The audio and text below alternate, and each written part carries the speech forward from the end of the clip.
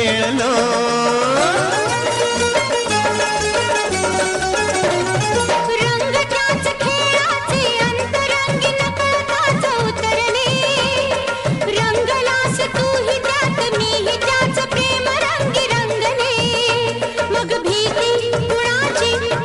दत्ताची सावली अमोलरावांना जन्म देणारी धन्य ती माऊली. मंदिरात वाहते फुल आणि पान, राकेश रावांचं नाव घेते ठेवून सर्वांना.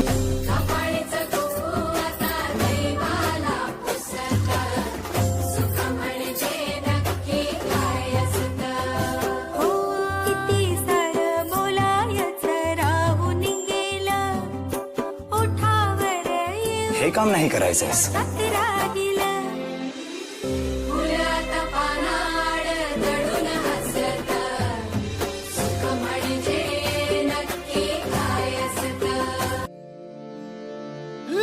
लग बग माझ्या रायाची,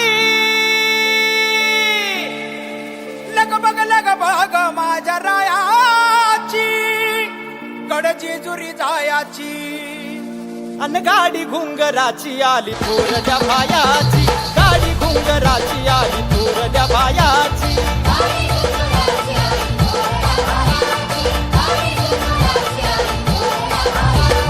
लग बग माझ्या रायाची, लग बग माझ्या रायाची, कडची तुरी जायाची, गाडी घुंगराची आली थोरल्या भायाची, गाडी घुंगराची आली थोरल्या भायाची.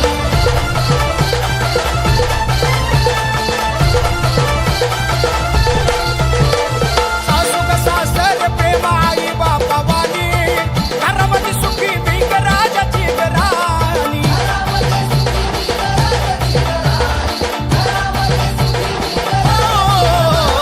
सासू ग सासर प्रेम आई बापा वाली, घरामध्ये सुखी भिंग राजाची राणी.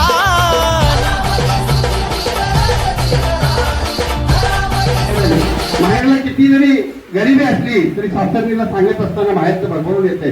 माझा दादा असा होता, माझा दादा तसा होता, माझी आई, म्हणून म्हटलं जातं बघा, ज्या दिवशी आई वडील गेले ना त्या दिवशी माहेर संपलं.